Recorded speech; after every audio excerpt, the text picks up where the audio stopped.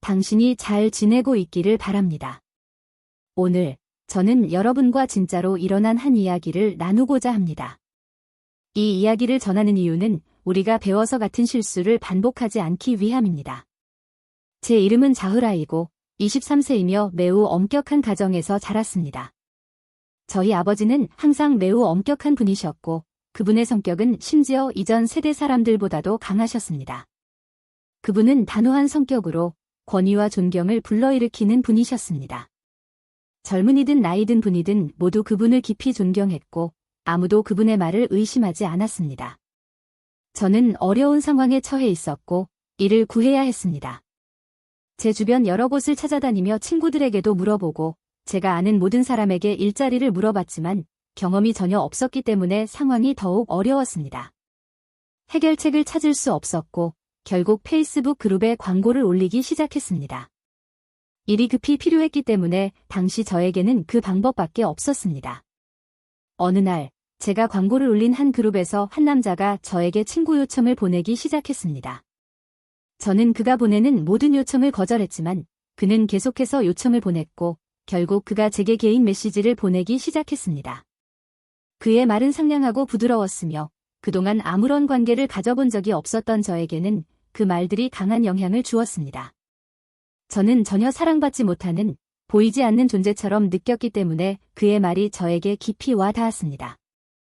우리는 함께 다녔고 모든 것이 괜찮아 보였지만 저에게는 진정한 사랑이 없었습니다. 약 한 달 동안 우리는 소통을 했고 그 기간 동안 특별한 일은 없었습니다. 우리 사이에는 사랑이나 깊은 감정은 없었지만 그 남자가 페이스북에서 제게 해준 말들은 제가 한 번도 들어보지 못한 말들이었습니다. 그는 저를 좋아한다고, 저를 사랑한다고, 저를 멀리서 지켜보고 있으며 저를 알고 있다고 말했습니다.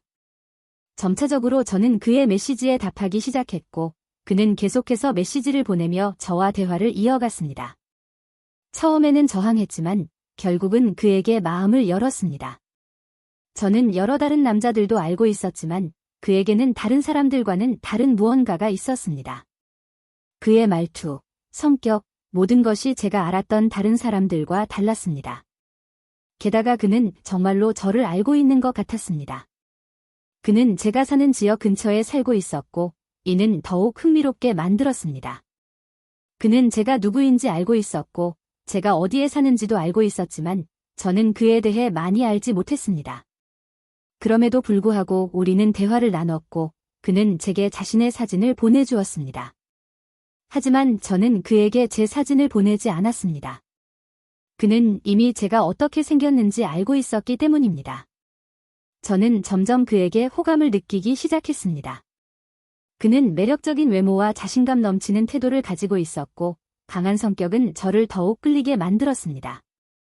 그를 더 알아갈수록 우리는 더 가까워졌습니다. 그는 우리 동네에 많은 친구들이 있었고 그 친구들은 모두 그와 마찬가지로 젊은이들이었습니다. 어느 날 그는 저에게 만나자고 제안했습니다. 그때 저는 그에게 결혼을 전제로 가족에게 인사하지 않으면 절대 만나지 않을 것이라고 말했습니다. 단순히 데이트하기 위해 만나는 것은 불가능하다고 이야기했습니다. 우리는 2달 동안 전화로 대화했으며 그 기간 동안 저는 그에게 크게 의지하게 되었습니다. 그는 저에게도 애착을 느끼는 것처럼 보였고 저도 그가 저를 사랑한다고 느꼈습니다. 그러나 제가 약혼 이야기를 꺼낼 때마다 그는 아직 대학을 졸업하지 않았고 경제적 준비가 필요하다고 변명했습니다. 그의 가족의 재정 상태는 비교적 좋았음에도 불구하고 그는 경제적 독립을 이루기 전에는 결혼을 생각하지 않겠다고 했습니다. 저는 순진하게도 그의 모든 말을 믿었고 나중에 생각해보면 몇 가지가 말이 되지 않았음에도 불구하고 그의 말을 의심하지 않았습니다. 사랑은 눈을 멀게 한다고 하죠.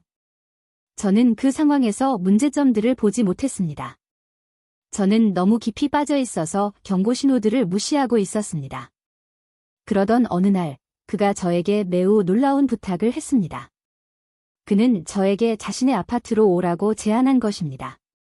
저는 그 자리에서 놀라 거절했고 그가 무슨 뜻으로 그런 말을 했는지 물었습니다.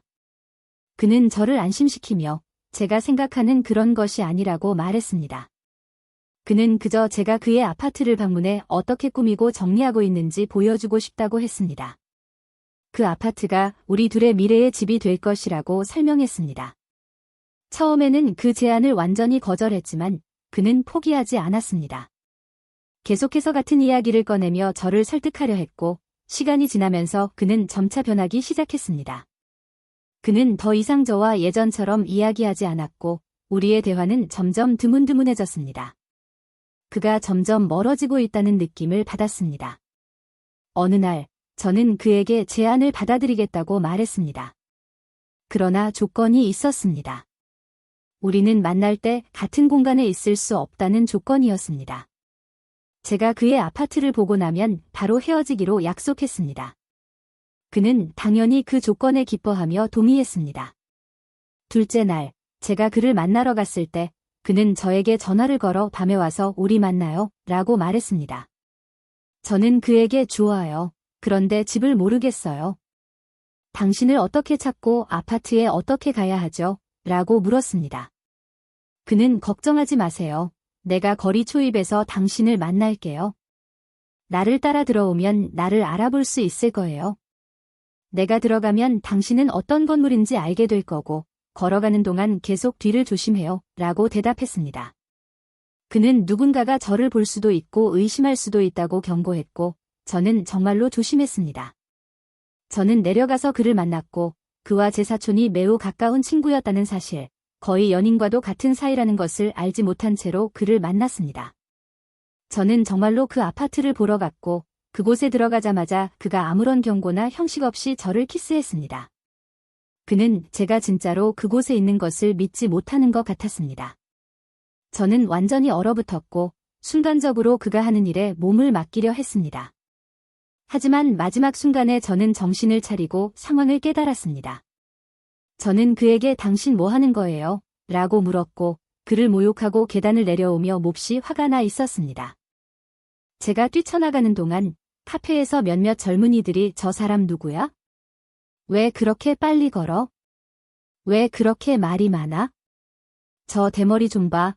걱정하는 것 같아. 라는 말을 하는 소리가 들렸습니다. 저는 그 대화가 저에 대한 것일지도 모른다고 생각했습니다. 모든 것이 그 순간의 상황과 너무 잘 맞아떨어졌기 때문입니다.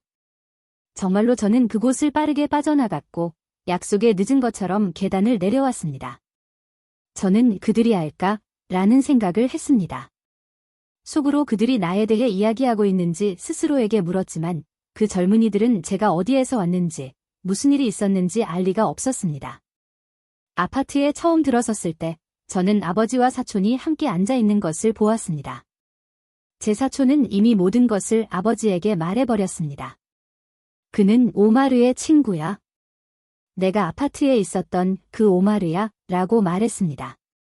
그는 오마르와 자신이 좋은 친구였고 오마르가 저를 어떤 내기로 정복하려고 했다고 아버지에게 설명했습니다. 그들은 마치 카페에서 저를 내려가는 것을 멀리서 지켜보고 있었던 것처럼 말했습니다.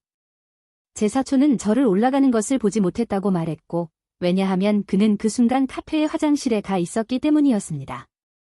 하지만 제가 내려올 때 그의 친구들이 모두 저 여자야 라고 말했을 때 그는 충격을 받고 삼촌, 저 사람은 당신 딸이에요 라고 말했습니다. 제 사촌은 상황이 더 나빠지기 전에 저에게 달려와서 무슨 일이 있었는지 말해주려고 했습니다. 그는 아버지에게 제가 제 자신을 위해 상황을 좀 쉽게 만들려고 했지만 땅이 저를 삼켜버릴 것 같았어요 라고 말했습니다. 저는 무슨 말을 해야 할지, 어떻게 반응해야 할지 몰랐습니다. 그 순간에는 아버지에게 할 말이 없었습니다. 아버지는 사촌에게 오마르가 왜 그랬는지 물었고 사촌은 오마르가 자신이 어떤 여자라도 사랑에 빠지게 만들 수 있는 능력을 증명하고 싶었다고 대답했습니다. 물론 저는 그 모든 말을 들었고 충격을 받아 말이 나오지 않았습니다. 저는 말도 할 수 없었고 생각조차 할 수 없었습니다. 충격이 너무 커서 당장 쓰러질 것 같았습니다. 아버지는 강한 성격을 가진 분이셨고 제가 가장 두려워했던 것은 아버지가 오마르나 사촌에게 폭력적인 행동을 할지도 모른다는 것이었습니다. 저는 아버지와 제 형에게서 두들겨 맞을 수 있다는 생각에 시달렸습니다. 제 어머니와 사촌은 필사적으로 아버지가 폭력적인 행동을 하지 않도록 막으려고 했고 아버지가 행동할 틈을 주지 않았습니다. 그럼에도 불구하고 이 모든 것은 저에게 엄청난 무게로 다가왔고 저는 숨이 막히는 것 같았습니다. 주변에 아무도 제가 얼마나 깊이 상처를 받았는지 그것이 저를 얼마나 무너뜨리는지 알지 못했습니다. 그 순간 아버지는 사촌에게 빨리 가서 그 남자의 집이 어디인지 보여줘 라고 말했습니다. 그래서 아버지, 사촌, 그리고 형은 오마르의 집으로 갔습니다. 그 집은 제가 있었던 아파트가 아닌 그의 가족 집이었습니다. 그들이 처음 문을 두드렸을 때 오마르가 문을 열었습니다. 그는 누구세요? 라고 물었고 아버지는 오마르와 급히 이야기할 게 있어 라고 대답했습니다. 오마르는 무슨 일이 일어났는지 이해하지 못한 채 그의 어머니를 불렀습니다. 그녀는 사람들이 일을 맡기기 위해 오마르를 찾는 줄 알고 급히 나왔습니다. 그녀가 상황을 파악하자마자 오마르를 꾸짖기 시작했습니다. 사촌은 상황이 더 나빠지기 전에 그만두자고 제안했지만 오마르의 어머니는 계속해서 우리가 누구인지 아들에게 왜 그러는지 물었습니다. 그때 아버지가 당신 아들이 내 딸을 속여서 아파트로 데려갔고 이제 그녀와 결혼해야 합니다. 라고 말했습니다. 오마르의 어머니는 충격을 받았고 그때 오마르의 아버지인 아부 오마르가 모스크에서 돌아오고 있었습니다. 아버지는 곧장 본론으로 들어가 당신 아들은 내 딸과 아파트에 있었고 10만이 그가 무엇을 했는지 아실 겁니다. 이제 그는 그 대가를 치러야 합니다. 오마르의 아버지는 처음에는 망설이며 이렇게 말했습니다. 저는 이런 일에 대해 전혀 몰랐습니다. 제 아들이 아무 여자와도 결혼하게 할 수는 없습니다. 그러자 제 아버지는 단호하게 대답했습니다. 당신 아들이 내 딸에게 한 짓을 보고도 다른 여자와 결혼하게 하고 싶습니까? 그녀는 당신 아들의 아이들의 어머니가 될 것이고 그는 그녀를 돌보는 법을 배워야 할 겁니다. 상황은 매우 긴장되었고 아버지는 위협했습니다. 당신 아들이 내 딸과 결혼하지 않으면 내가 뭘 할지 알잖소. 그때까지 침묵을 지키던 오마르는 마침내 굴복하며 말했습니다. 네, 삼촌, 제 아버지는 시간을 낭비하지 않았습니다. 그는 집으로 돌아와 어머니에게 이렇게 말했습니다. 이 아이는 어떤 이유로도 집 밖으로 나가지 않을 거야? 그녀가 찾았던 일은 잊어라. 이틀 후, 오마르는 아버지에게 와서 아파트가 결혼을 준비하기에 아직 완벽하지 않으니 조금 더 기다려야 한다고 제안했습니다. 그러나 제 아버지는 단호했습니다. 아니, 그건 불가능하다. 그는 지금 당장 그녀와 결혼할 것이다. 만약 그가 이혼을 생각한다면 나한테 알릴 필요도 없다. 내가 직접 해결할 거다. 오마르는 이혼하지 않겠다고 말하려 했지만 그가 제 딸을 사랑하지 않는다는 것은 명백했습니다. 그 모든 것이 친구들 사이에서 내기처럼 보였고 그가 어떤 여자라도 정복할 수 있다는 것을 증명하기 위한 수단이었습니다. 제 아버지는 계속해서 말했습니다. 너에게 필요한 건 별로 없어. 내가 침대, 냉장고, 소파 같은 기본적인 것들을 마련해 줄게. 그리고 아버지는 그 물품들을 가져다가 아파트에 놓았습니다. 오마르의 가족은 저항하려 했지만 소용이 없었습니다. 오마르는 아버지가 두려워 여권을 챙겨 결혼식을 준비했고 우리는 그렇게 결혼했습니다. 처음부터 저는 오마르가 저와 함께하고 싶어 하지 않는다는 것을 알았습니다. 그는 저를 그의 삶에서 벗어나고 싶은 짐처럼 여겼습니다. 우리 사이에 있었던 것은 사랑이 아니었습니다. 그것은 단지 욕망이었거나 아니면 그가 저를 쉬운 여자라고 생각했을지도 모릅니다. 그런 상황에서도 아버지는 결정을 굳게 내렸고 우리는 그렇게 함께 살기 시작했습니다. 곧 오마르가 저를 진정으로 사랑하지 않는다는 것이 분명해졌습니다. 그는 제가 요청하지 않는 한 제 곁에 있지 않았습니다. 우리의 삶은 지루한 일상이 되었고 결혼은 형식적인 것이 되었습니다. 1년 후 오마르는 대학을 졸업하고 일을 시작했지만 우리 관계는 여전히 감정이 없었습니다. 그는 저를 피했고 함께하는 삶은 무미건조했습니다. 저는 몇 번이나 이혼을 요청하려고 했지만 아버지는 항상 그 생각에 반대했습니다. 아버지에게는 우리가 건강하게 살아가고 빵을 먹는다면 결혼 생활이 잘 되고 있다는 것이었습니다. 가끔 오마르는 이혼 이야기를 꺼내며 우리 결혼은 이미 끝났고 각자의 길을 가야 한다고 말했습니다. 저도 점점 그의 말에 동의하기 시작했지만 아버지가 이 사실을 알게 된다면 절대 허락하지 않을 거라는 걸 알고 있었습니다. 아버지는 오마르가 이혼을 생각조차 하면 자신이 직접 개입할 거라고 분명히 했습니다. 오마르는 아버지의 반응을 두려워했고 그래서 이혼 생각을 머리에서 지워버리곤 했습니다. 시간이 지나고 그가 졸업한 후 일을 시작했지만 우리의 삶은 여전히 똑같았습니다. 그러던 중 신께서 그를 축복하셨고 그는 좋은 직장을 구해 많은 돈을 벌기 시작했습니다. 이때부터 그는 아파트를 임대하며 그 이유가 직장 때문이라고 했습니다. 그는 한 달에 한두 번 저를 보러 오거나 오지 않을 때는 돈을 보내주었습니다. 시간이 지나면서 그의 돈은 점점 많아졌고 임대했던 아파트는 결국 구매하게 되었습니다. 이제 그 아파트는 그의 것이었고 그가 이를 위해서 그렇게 했다고 주장한 것처럼 보였습니다. 그의 주된 변명은 아파트가 직장 근처에 있어서 집으로 돌아오고 싶지 않다는 것이었습니다.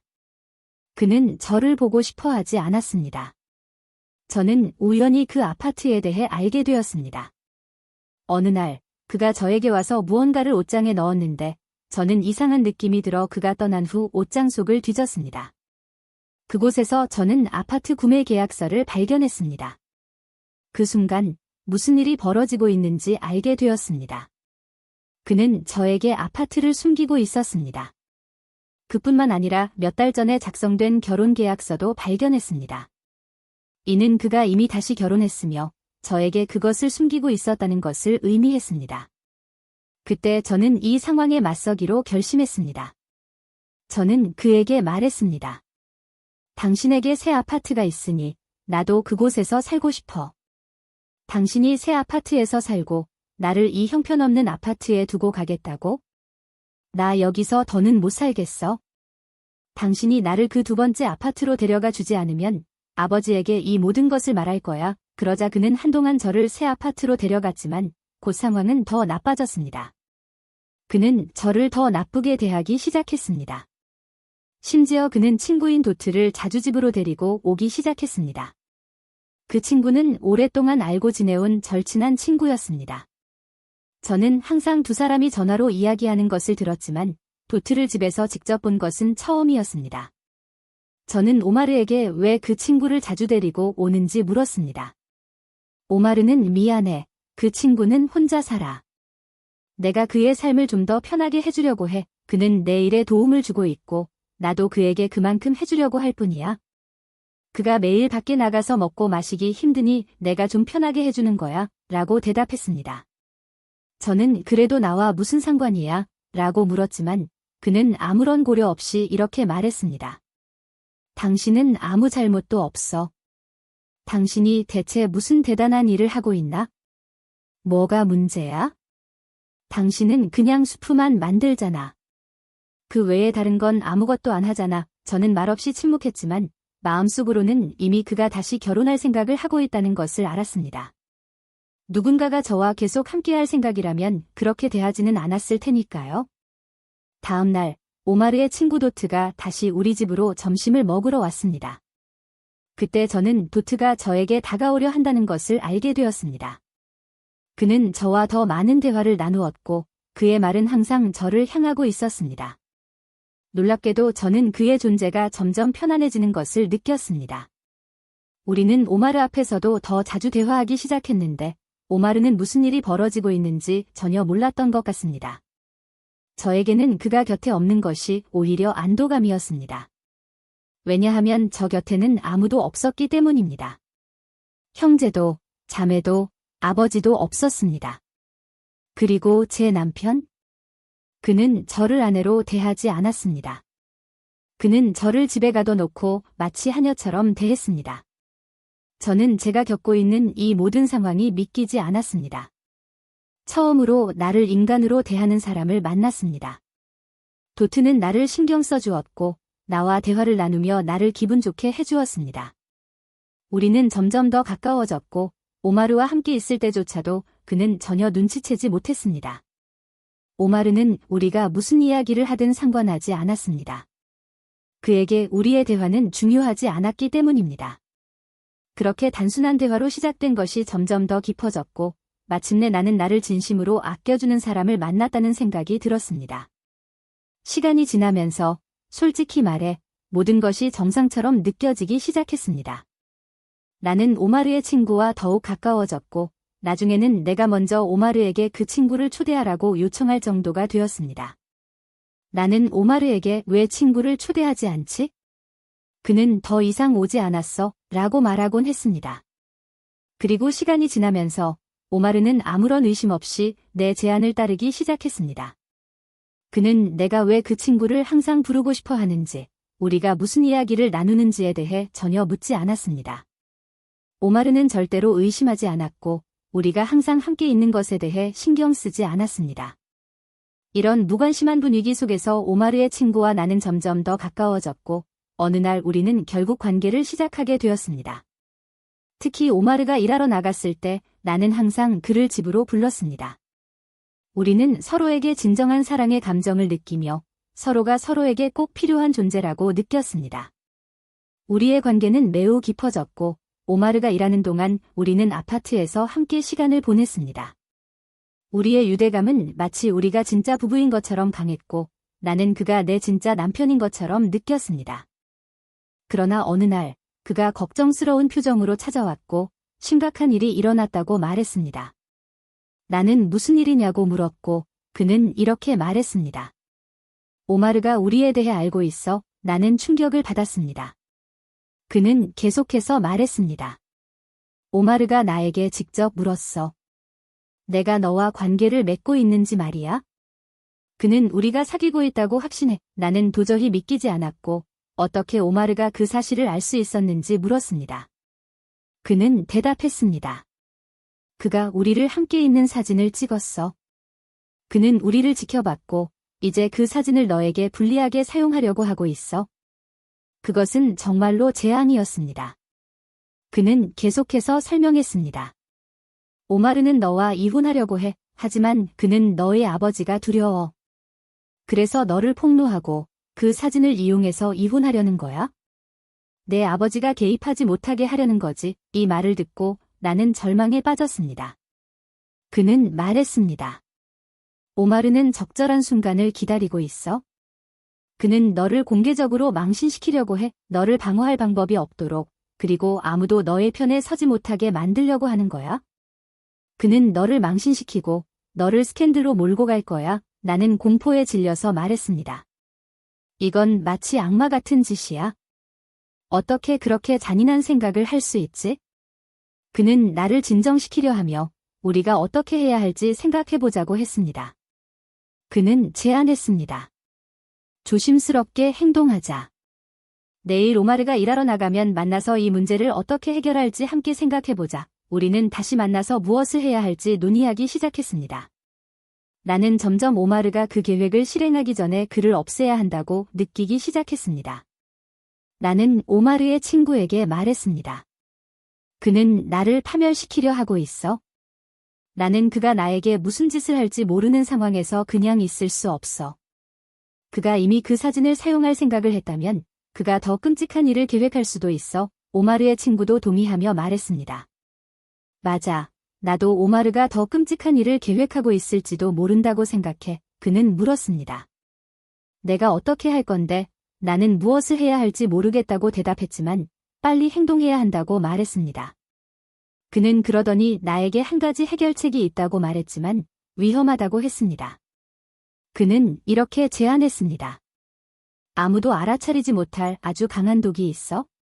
내가 원한다면 내가 구해줄 수 있어. 나는 그 말을 듣고 충격을 받았습니다. 그는 우리가 그 독을 사용해 오마르를 없애면 아무도 무슨 일이 일어났는지 알지 못할 것이라고 설명했습니다. 나는 주저했지만 오마르에게서 마침내 벗어나게 될 생각, 그의 조종과 위협에서 벗어나게 될 생각이 점점 더 매력적으로 다가오기 시작했습니다. 그는 나에게 돈을 조금 주며 독을 구해오겠다고 했습니다. 내 친구에게 연락해서 도와달라고 할게. 하지만 그는 곧바로 말했습니다. 천천히 하자. 모든 것을 제대로 준비해야 해. 우리가 들키면 안 되니까. 나는 동의했고 우리가 내릴 결정이 우리의 인생을 완전히 바꿔놓을 것임을 알고 있었습니다. 그는 모든 것을 철저히 준비한 후에 내가 필요로 하는 돈을 준비해 줄 거라고 했습니다. 그리고 나서 그는 나에게 빨리 오마르를 없애야 한다고 조건을 걸었습니다. 무슨 의미인지 알겠지? 그는 물었습니다. 다른 사람은 내일까지, 최대한 빨리, 라고 대답했습니다. 둘은 모든 것에 동의했습니다. 그는 말했습니다. 알았어, 알았어. 모든 준비가 끝나면 나에게 알려줘. 나는 내려가서 필요한 것들을 사올 테니까 그가 현장에서 잡히는 모습을 보고 싶어. 너는 두려워할 필요 없어. 그냥 도망치면 아무도 널 잡지 못할 거야. 내가 모든 걸 처리할게. 계획이 세워진 후 그의 친구가 전화를 걸어 모든 세부 사항을 설명해 주었습니다. 나는 그의 말에 동의하며 좋아, 내일 그렇게 하자 라고 말했습니다. 다음 날 나는 점심을 준비하면서 음식을 테이블에 차리던 중 남편의 식사에 독을 섞었습니다. 점심을 먹은 후 남편은 일어나서 과일을 사러 가겠다며 가게에 다녀오겠다고 말했습니다. 우리는 과일로 주스를 만들 계획이었으니까요. 그것이 바로 우리의 계획 신호였습니다. 남편이 외출한 후 돌아오면 그가 쓰러져 있을 것이고 그때부터 스캔들이 시작될 예정이었습니다. 그리고 실제로 그렇게 되었습니다. 남편은 건물을 거의 벗어나기도 전에 문 앞에서 쓰러져 즉사했습니다. 그 순간 나는 모든 것이 끝났다고 생각했습니다. 문제는 해결되었고 이제 곧 그의 친구와 결혼하게 될 것이라고 믿었죠. 하지만 나는 그의 가족의 반응을 예상하지 못했습니다. 그들은 항상 나를 의심의 눈초리로 보았고 우리 결혼의 상황은 그들에게 좋지 않은 인상을 남겼습니다. 남편이 죽은 것을 발견한 그들은 나를 의심하기 시작했고 그의 죽음에 뭔가 수상한 점이 있다고 주장했습니다. 그들은 경찰에 신고하고 사건을 철저히 조사할 것을 요구했으며 사망 원인을 밝히기 위해 시신을 법의학부로 보내 부검을 요청했습니다. 조사가 이루어졌고 부검 결과 그가 독살되었다는 사실이 밝혀졌습니다. 그 순간 나는 체포되었습니다. 나는 아무것도 자백하지 않으려고 했고 모든 혐의에 맞서 굳건히 버티려 했습니다. 하지만 그들이 나에게 가하는 압박은 견디기 힘들었습니다. 그들은 나를 자백시키기 위해 온갖 방법을 동원했습니다. 그들이 가할 때마다 나는 점점 자제력을 잃어갔습니다. 결국 나는 더 이상 버티지 못하고 모든 것을 자백했습니다. 나는 계획과 독에 대해 그리고 남편의 친구가 관련되어 있다는 사실까지 모두 털어놓았습니다. 그게 바로 이 이야기의 전부입니다. 이제 여러분은 이 이야기의 결말을 알게 되었으니 이와 같은 이야기를 더 듣고 싶다면 채널을 구독하세요. 이 이야기를 들은 모든 분들께 드리고 싶은 충고는 친구를 조심하라는 것입니다. 집 밖의 친구는 절대 혈육과 같지 않습니다. 가까운 친구일지라도 절대 맹목적으로 믿지 마세요. 집안을 잘 지키고 신께서 우리를 모든 악으로부터 보호해 주시길 기도합니다. 명심하세요. 다른 사람에게 저지른 악행은 결국 당신에게 돌아올 수 있습니다. 어쩌면 누군가 당신을 배신할 수도 있고 누군가 당신의 여동생, 딸, 어머니 또는 가족의 다른 사람을 배신할 수도 있습니다. 중요한 것은 악의 순환이 반복된다는 사실입니다. 다음 이야기에서 다시 뵙겠습니다. 안녕히 계세요.